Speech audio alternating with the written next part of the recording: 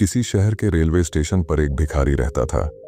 वो वहां आने जाने वाली रेलगाड़ियों में बैठे यात्रियों से भीख मांगकर अपना पेट भरता था।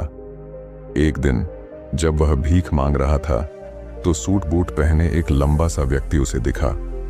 उसने सोचा कि यह व्यक्ति बहुत अमीर लगता है, इससे भीख मांगने पर यह मुझे जरूर अच्छे पैसे देगा। वह उस लंबे व्यक्ति से भीख मांगने लगा। भिखारी को देखकर उस लंबे व्यक्ति ने कहा, तुम हमेशा मांगते ही रहते हो, क्या कभी किसी को कुछ देते भी हो? भिखारी बोला, साहब मैं तो भिखारी हूं, हमेशा लोगों से मांगता ही रहता हूं, मेरी इतनी औकात कहां कि किसी को कुछ दे सकूं। लंबा व्यक्ति बोला, जब किसी को कुछ दे नहीं सकते तो तुम्हें मांगने का भी कोई हक नहीं है। मैं एक व्यापारी हूं और लेन देन में ही विश्वास करता हूं। अगर तुम्हारे पास मुझे कुछ देने को हो तभी मैं तुम्हें बदले में कुछ दे सकता हूं। इतना कहने के बाद वह लंबा आदमी ट्रेन में बैठकर चला गया। इधर भिखारी उसकी कही गई बात के बारे में सोचने लगा। उस लंबे व्यक्ति के द्वारा कही गई बात उस भिखारी के दिल में उतर गई। वह सोचने लगा कि शायद मुझे भीख में अधिक पैसा इसीलिए नहीं मिलता क्योंकि मैं उसके बदले में किसी को कुछ दे नहीं पाता हूं। लेकिन मैं तो भिखारी हूं, किसी को कुछ देने लायक भी नहीं हूं। लेकिन कब तक मैं लोगों को बिना कुछ दिए केवल मांगता ही रहूंगा? बहुत सोचने के बाद उस भिखारी ने निर्णय किया कि जो भी व्यक्ति उसे भीख देगा उसके बदले में वह भी उस व्यक्ति को कुछ जरूर देगा। लेकिन अब उसके दिमाग में यह प्रश्न चल रहा था कि वह खुद भिखारी है तो भीख के बदले में वह दूसरों को क्या दे सकता है। इस बात को सोचते हुए 2 दिन हो गए, लेकिन उसे अपने प्रश्न का कोई उत्तर नहीं मिला था। तीसरे दिन जब वह स्टेशन के पास बैठा हुआ था तभी उसकी नजर कुछ फूलों पर पड़ी जो स्टेशन के आसपास के पौधों पर खिल रहे थे। उसने सोचा, क्यों ना मैं लोगों को भीख के बदले कुछ फूल दे दिया करूं। उसको अपना यह विचार अच्छा लगा और उसने वहां से कुछ फूल तोड़ लिए। अब वह ट्रेन में भीख मांगने पहुंचा। अब जब भी कोई उसे भीख देता तो उसके बदले में वह भीख देने वाले को कुछ फूल दे देता। उन फूलों को लोग खुश होकर अपने पास रख लेते थे। अब भिखारी रोज फूल तोड़ता और भीख के बदले में उन फूलों को लोगों में बांट देता था। कुछ ही दिनों में उसने महसूस किया कि अब उसे बहुत अधिक लोग भीख देने लगे हैं। वह स्टेशन के पास के सभी फूलों को तोड़ लाता था। जब तक उसके पास फूल रहते थे तब तक उसे बहुत से लोग भीख देते थे, लेकिन जब फूल बांटते बांटते खत्म हो जाते तो उसे भीख भी नहीं मिलती थी। अब रोज ऐसा ही चलता रहा।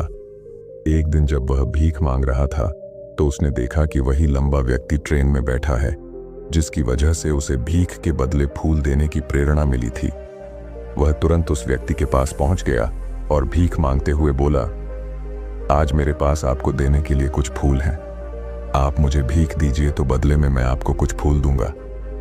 उस लंबे व्यक्ति ने उसे भीख के रूप में कुछ पैसे दे दिए और भिखारी ने कुछ फूल उसे दे दिए। उस लंबे व्यक्ति को यह बात बहुत पसंद आई। वह बोला, वाह क्या बात है, आज तुम भी मेरी तरह एक व्यापारी बन गए हो। इतना कहकर फूल लेकर वह लंबा व्यक्ति अपने स्टेशन पर उतर गया। लेकिन उस लंबे व्यक्ति द्वारा कही गई बात एक बार फिर से उस भिखारी के दिल में उतर गई।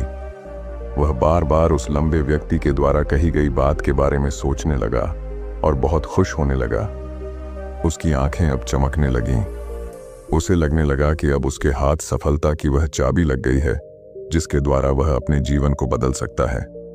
वह तुरंत ट्रेन से नीचे उतरा और उत्साहित होकर बहुत तेज आवाज में ऊपर आसमान की तरफ देखकर बोला, मैं भिखारी नहीं हूं, मैं तो एक व्यापारी हूं, मैं भी अमीर बन सकता हूं। लोगों ने उसे देखा तो सोचा कि शायद यह भिखारी पागल हो गया है और अगले दिन से वह भिखारी उस स्टेशन पर फिर कभी नहीं दिखा। लेकिन 6 महीने बाद इसी स्टेशन पर 2 व्यक्ति सूट बूट पहने हुए यात्रा कर रहे थे। दोनों ने एक दूसरे को देखा तो उनमें से एक ने दूसरे से हाथ मिलाया और कहा, क्या आपने मुझे पहचाना?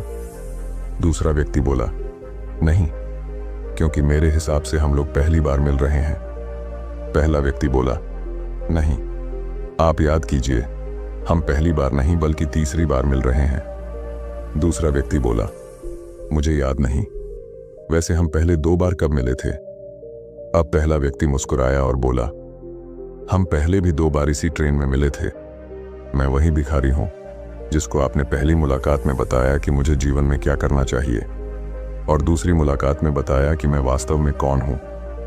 दूसरा व्यक्ति मुस्कुराया और अचंभित होते हुए बोला, ओ, याद आया, तुम वही भिखारी हो जिसे मैंने एक बार भीख देने से मना कर दिया था और दूसरी बार मैंने तुमसे कुछ फूल खरीदे थे। लेकिन आज तुम ये सूट बूट में कहाँ जा रहे हो और आजकल क्या कर रहे हो? तब पहला व्यक्ति बोला, हाँ, मैं वही भिखारी हूं, लेकिन आज मैं फूलों का एक बहुत बड़ा व्यापारी हूं और इसी व्यापार के काम से ही दूसरे शहर जा रहा हूं।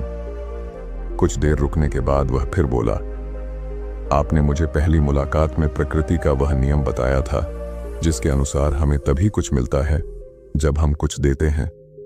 लेन देन का यह नियम वास्तव में काम करता है। मैंने यह बहुत अच्छी तरह महसूस किया है, लेकिन मैं खुद को हमेशा भिखारी ही समझता रहा।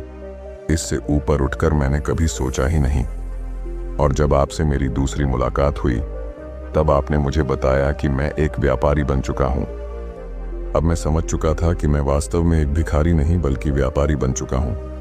मैंने समझ लिया था कि लोग मुझे इतनी भीख क्यों दे रहे हैं, क्योंकि वह मुझे भीख नहीं दे रहे थे बल्कि उन फूलों का मूल्य चुका रहे थे। सभी लोग मेरे फूल खरीद रहे थे क्योंकि इससे सस्ते फूल उन्हें कहाँ मिलते। मैं लोगों की नज़रों में एक छोटा व्यापारी था, लेकिन मैं अपनी नज़रों में एक भिखारी ही था। आपके बताने पर मुझे समझ आ गया कि मैं एक छोटा व्यापारी हूँ। मैंने ट्रेन में फूल बांटने से जो पैसे इकट्ठे किए थे उनसे बहुत से फूल खरीदे और फूलों का व्यापारी बन गया। यहाँ के लोगों को फूल बहुत पसंद है और उनकी इसी पसंद ने मुझे आज फूलों का एक बहुत बड़ा व्यापारी बना दिया। दोनों व्यापारी अब खुश थे और स्टेशन आने पर साथ उतरे और अपने अपने व्यापार की बात करते हुए आगे बढ़ गए। दोस्तों, इस कहानी से हमें बहुत कुछ सीखने को मिलता है। कहानी में लंबा व्यापारी गिव एंड टेक के नियम को बहुत अच्छी तरह जानता था। दुनिया के सभी बड़े व्यापारी इसी जीवन के नियम का उपयोग करके सफल हुए हैं। इस फॉर्मूले को उसने भिखारी को भी बताया। भिखारी ने इस प्राकृतिक नियम को अपना लिया और इसका असर उसके जीवन में साफ दिखाई देने लगा। उसने अपनी सोच बदली और उसकी जिंदगी बदल गई। यह कहानी हमें बताती है कि हम यदि अपनी सोच बदल लें तो कुछ भी हासिल किया जा सकता है। यदि हम खुद को छोटा समझते रहेंगे तो हम हमेशा छोटे ही बने रहेंगे। बड़ा बनने के लिए हमें अपनी सोच को बदलना होगा और खुद के बारे में बड़ा सोचना होगा। कहानी का सार यह है कि सफलता आपकी सोच में छुपी होती है।